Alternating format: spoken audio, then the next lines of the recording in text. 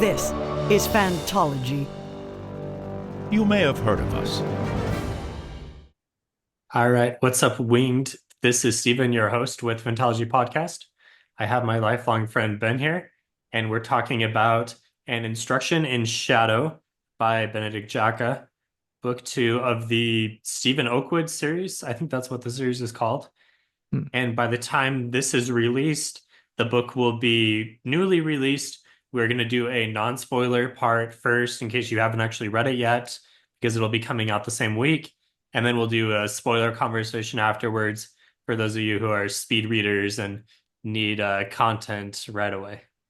And we should, yeah. Did you say up front that this is book two of the series? Yeah, second book in the series, Yep. and we were fortunate enough to get an advance copy. So we're trying to drop this like right at time of release. Yep. And we should also say that we've done an interview with Benedict Jacka in the past on the channel, so you can just kind of search through that. He was a very engaging guest. Benedict, if you're hearing this, we'd always love to have you on again. But yeah, that's he's a very smart, intelligent person, and so we really enjoyed that. So I think Yeah, that was probably like 50 or 60 episodes now. I think we did that in advance of the release of the first book, and we talked about his completed Alex Verus series quite a bit. Yep. And Alex Verus is also a great series if you haven't read that one. It is one of the few like urban fantasy series that I've read that's all the way completed. And I highly recommend it. Like if you're a fan of Dresden, you should go read that. It's a fantastic series. Um, it's kind of starts out slow and builds and builds and builds until you have a very epic finish. Um, in our interview, from what I recall, Benedict Jack talked a lot about his influence from Wheel of Time and some other series. So that was he's a fan of the Mhm. genre, and yeah, just all around. I'm really enjoying this kind of new world that he's creating too. So Yeah, there's a lot to be said for a series that's completed and a new series that's had two books once a year. yep, So that and he also yeah, keeps us that's a updated sell on his point right there. yeah he keeps us updated on his blog pretty frequently. So um I think that there's some, Sanderson comparisons there if we might even say that. So yeah. Nice. So I guess for those who have not started this series yet or have read the first book only, let's give a little bit of like what is the series? What can you expect going into book two even? Yeah. So I think this is a series that follows a young man who's, I believe, what, in his early 20s. Um, Yeah, like, early 20s sounds yeah, right. very, very early 20s. Like I'm imagining 20, 21, maybe 22. I'm sure that we are told that at some point. So early Yeah. 20s, but unlike Named Steven, and name props Steve. for using the PH, not super common, and I appreciate that. Yep. I wonder if it's more common on the, other side of the aisle here. Could be a little more of a royalty type name. Exactly. Very, very regal. Mm-hmm. But I feel like unlike some of the series that have been coming out recently that focus on this age range, it is not like some very graphic or like sexually explicit book. Because I feel like when we talk about this age range, it's kind of like the new adult age range that's been Sure. popularized by like Fourth Wing or Akotar. This is it, although it deals with that same age range, it's a much different feel, very PG-13 type feel, I would say. It might not all stay that way. I know Alex Ferris got a little bit more violent as the books went on, but at least right now, that's kind of where we're at with it. Hmm. Yeah, urban fantasy, Yeah. coming of age, maybe progression fantasy, even a little bit. Like he's starting off without too many abilities, and through two books, he's leveled up in some different ways that are specific to the plot. Uh, I guess we can talk about that a little bit. There's this magic system of making sigils, probably is how we pronounce it. And these are like little magical devices that you power using the raw magic material of the series. You harvest this material in specific ways, and it's very much focused around the economy of magic in a modern setting because it's modern day London is the setting. And so it's like, what if we were living in London and there was actually a way to monetize quote unquote magic? Yeah, and I think that also it's very much like almost you talked about like a lit RPG thing. Um, it's that way with his Yeah. finances too, I don't right? think it's lit RPG. We had some discussion on our Discord. Shout out if you like what we're doing, you can join us on Discord and talk about whatever. But we had some discussion recently on the difference between lit RPG and progression fantasy. Yeah, And yeah. I'm gonna say this is progression. Okay, so very progression, but I think we're also like we're very much in his head as he's trying to like just Mm, kind of progress and improve his life situation. And he yeah. does that on like the magical front as well as like the financial front as well as like the friendship front. He has like all these types of very relatable financial struggles, interpersonal struggles that I think most people that are that age have experienced. Hmm. And so that's I would say like apart from the fantastical element, I think that's an element of the story that I've been enjoying. So we're very much in his head. It's first person. Scale of 1 to 10. How emo is this book? Yeah, man. It could be a little emo. And maybe we're I think we're kind of ending our like I don't know, introduction to the book because chances are if you've Yeah. made it to the second book, you kind of already know all this anyway. I mean, we're still not doing plot spoilers, Okay. but Yeah, yeah. just to kind of keep it Just fun. How emo? I mean, Stephen, we share a friend that I think might remind me of Stephen a little bit. Okay. So it's Kason level Yeah, emo. yeah, a little Kason. Yeah, Kason, if you're listening to this, which you're probably not, but shout out to Kason. He was kind of our emo, like hair swoosh friend from, Uh-huh. like the From the like 2000s. around the 2005 to 2010 era. That Hmm. is, I could picture Steven rocking some like Linkin Park or maybe some Oh yeah. Breaking Benjamin or something in his one bedroom apartment for sure. Yeah, has a difficult life on a lot of fronts, like you mentioned. And in this personal narrative, he's not afraid to let us know how difficult it is. And I like stories like that. I Yeah. like emo stuff, I guess. I No, mean, I do too. we're both products of the 2000s. A lot of our music is emo, but it Yeah. works. Oh, for sure. Yeah, yeah. I I also enjoy the fact that like his kind of emo-ishness actually impacts his decisions. So like there's um uh parts of the story where he chooses not to communicate with people just out of spite, like out of like, Uh, I'm feeling my emotions right now, so therefore I'm gonna let like everybody know, and that causes him some trouble. So maybe some self imposed trouble there.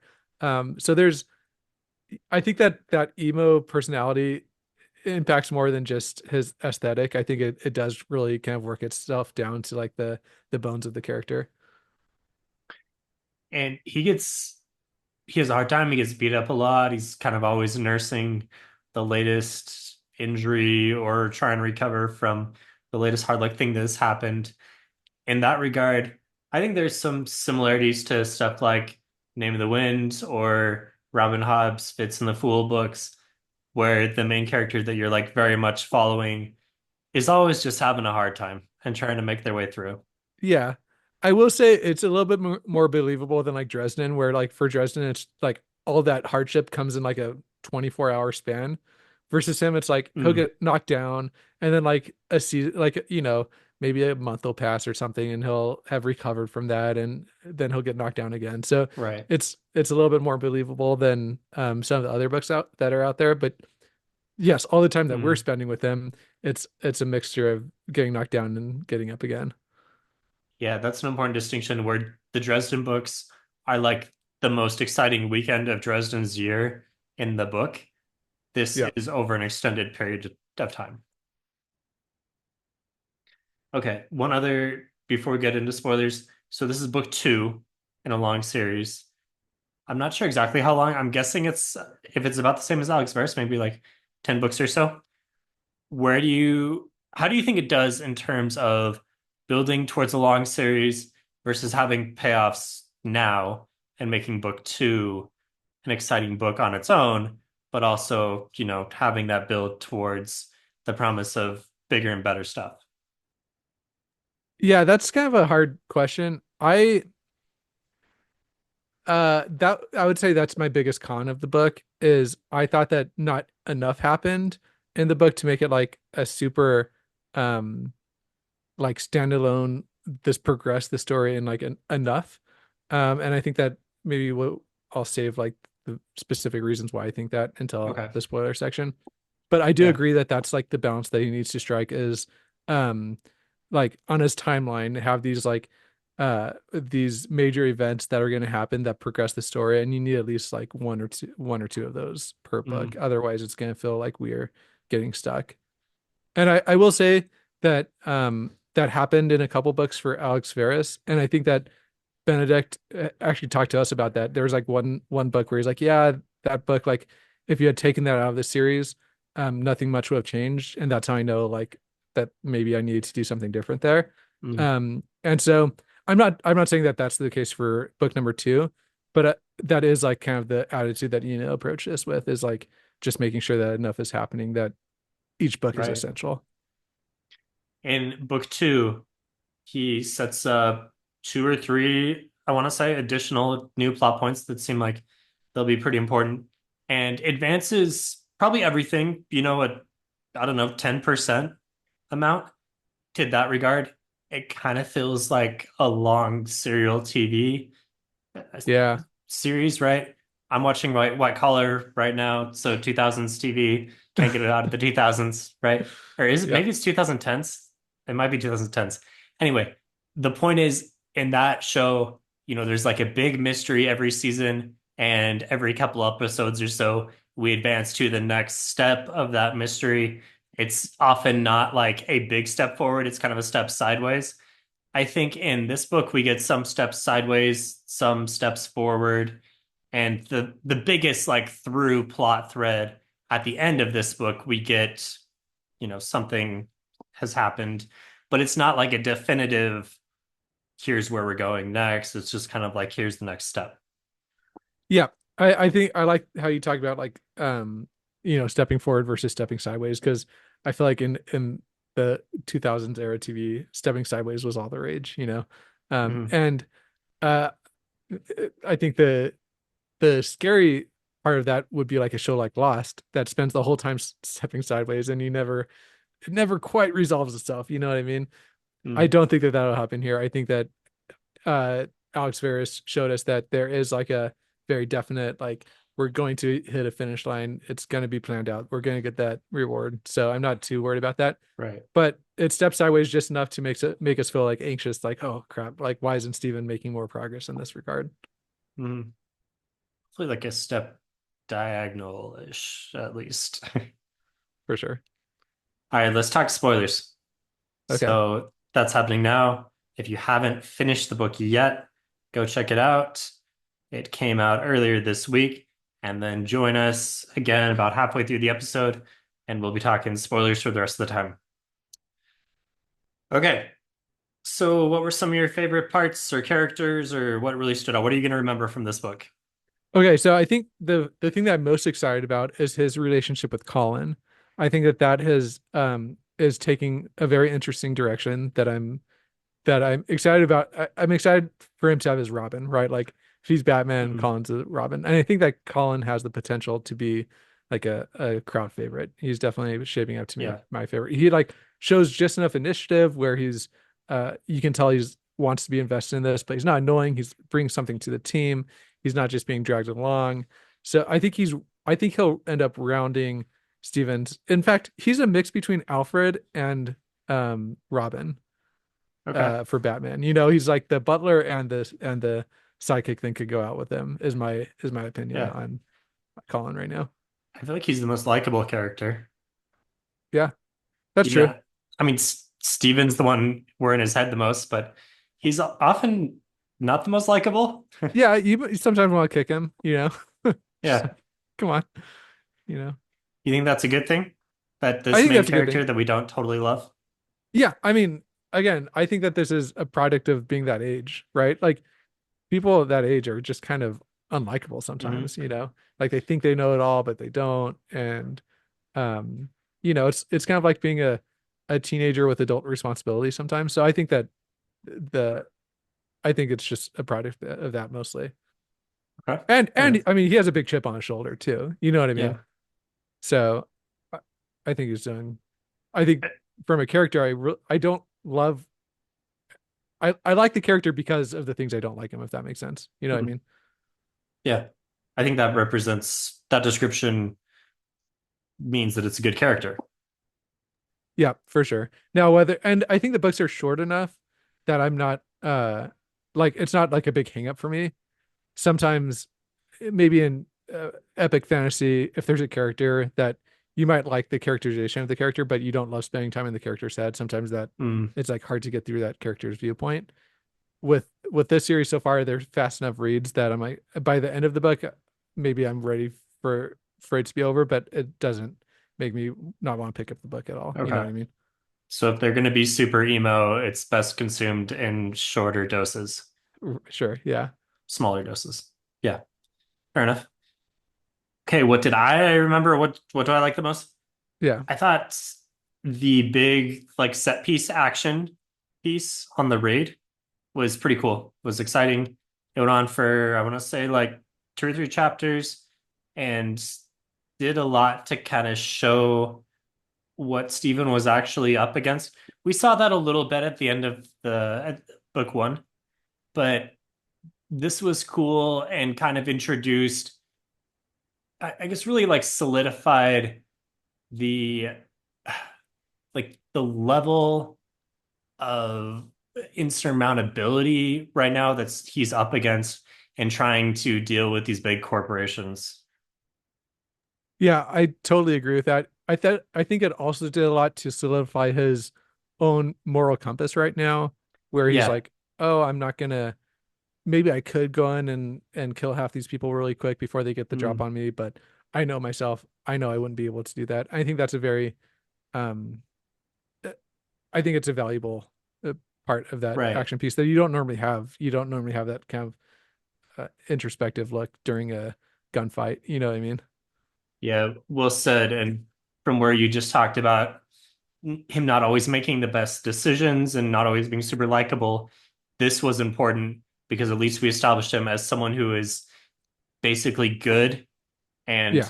even though he's making poor choices and is kind of selfish sometimes, we can still cheer for him easily because we've seen in this high stakes moments, where's his character, right? Yeah, and the thing that makes me nervous is maybe this is a line in the sand that is going to be crossed, and we're setting up for that right now.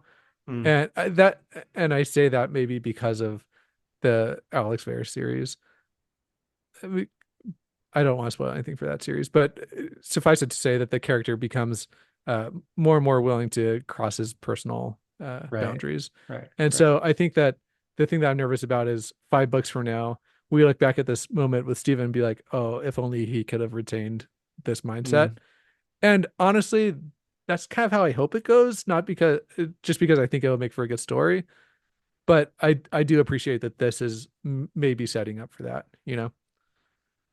yeah, it's very much another story where events conspire to always force him into these gray area decisions where there's really like nothing good that he can really do. And I feel like we had a lot of these discussions with the Alex Verus books, like you mentioned. And it's really tough to fault the characters when they do something that's in their best interest and like maybe not always in the best interest of others or whatever, but they're in these impossible these situations. So how much can we fault them? Yeah, for sure. Like if Steven had made the decision to go like save his coworkers or friends or whatever, you can't really fault like these are people that are pointing guns at other people. They have put themselves in this situation, you know what I mean? So, Mm, but I do appreciate that he kind of knew his own like center of moral gravity was where it was at, and I appreciate that. Um and honestly, I think it's very realistic. Like I don't think I could have done that either. You know what I mean? So yeah. Okay, what do you think about the character of Mark, who is expanded, introduced in the last book, but expanded quite a bit in this book? Okay, And shoot. maybe Mark, Byron, the whole like winged cult thing in general. Yeah, so the whole winged thing in general is difficult, right? Because it's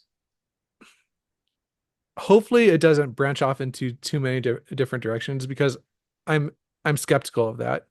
Um, Hmm. I just I feel like like we we have two, like the Ashfords represent one big conflict, the winged represent this other conflict, and right now they're kind of divergent.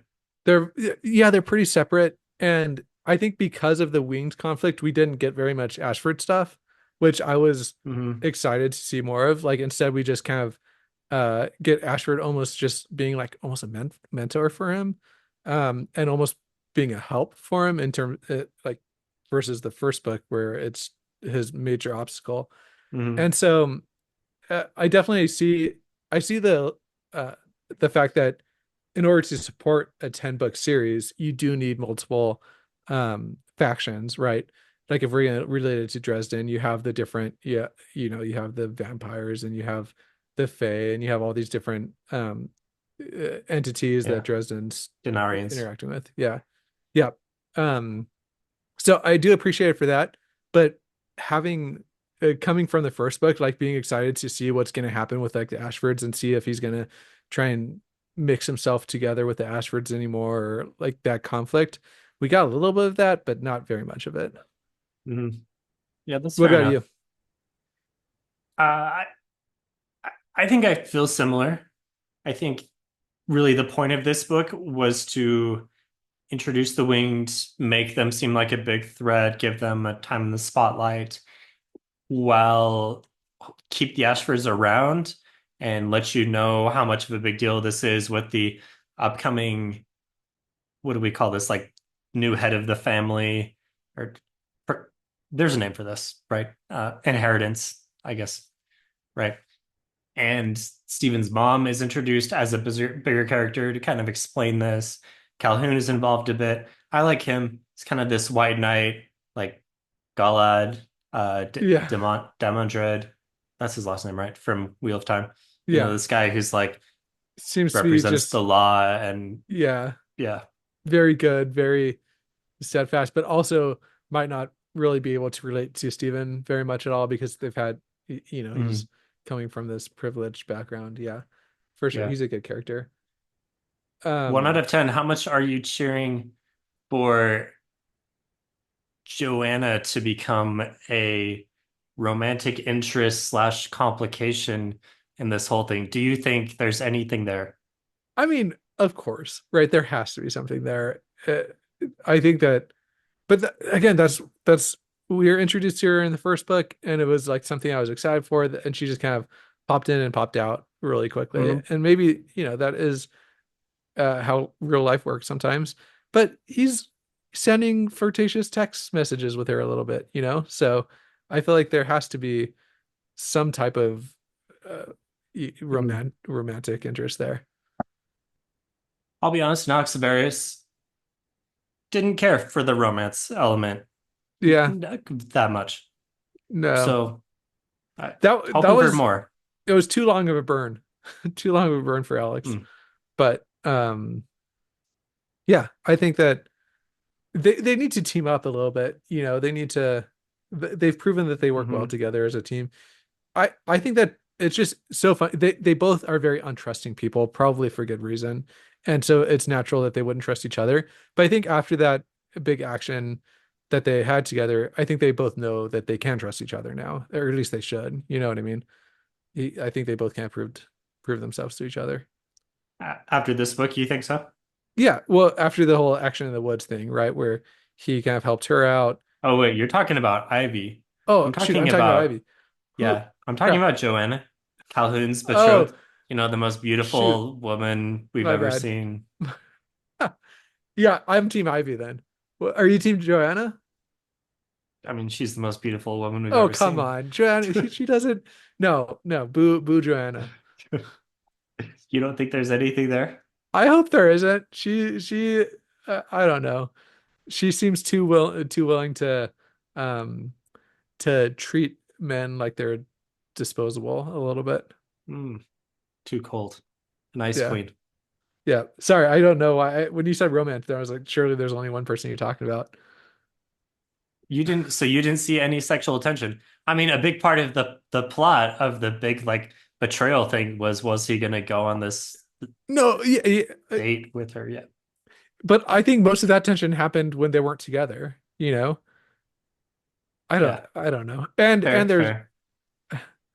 I They think seem that like they're in different stratospheres right now. yeah, yeah. And is he really gonna do his boy Calhoun like that? I don't know. I I don't don't think know. so. Yeah.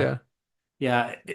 So to me, it seems like we're being set up for some kind of teasing there of something, but I don't think it's going to go anywhere.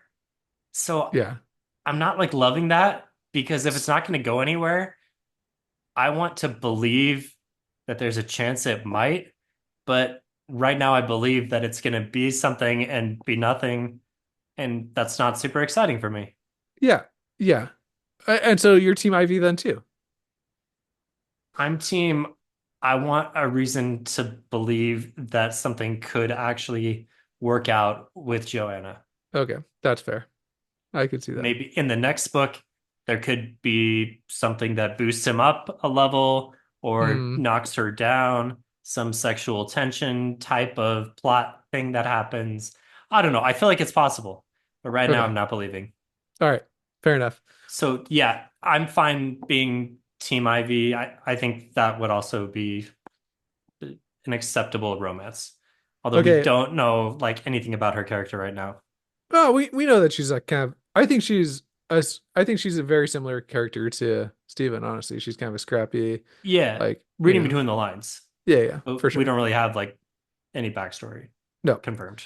Um, one character I wish we saw more of was Father Hawk. Uh, Yeah, I I what's really going on with missed him? his Is he contribution. some kind of like supernatural being?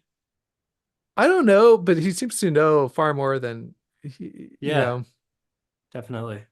And yeah, what was up with Steven's like dream vision thing? Yeah, vision of him where what did he look like? Like he looked like a giant bird or something. Am I Yeah, remembering that right? yeah. Yeah. That was I might want to Hmm. go do a reread on that one. I wonder if there's a whole additional element to this world where there is this supernatural or mystical realm. We've got creatures involved. Yeah. Yeah. Yeah, it's interesting. And that's what like there's so many threads that kind of branch out this book. What did you think about the big cliffhanger to kind of wrap this up? There's, Uh-huh.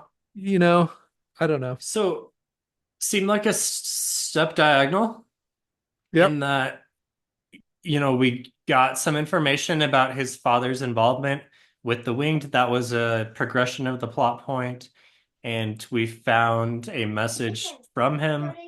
But do we know like exactly where that's going to go? Not yet. It's really just it felt like the end of an episode of a serial 2000s show, and in the next episode, we're going to pick it up and he's going to be kind of like back to business as normal. We're like, oh, yeah, remember that thing that I found that was really important?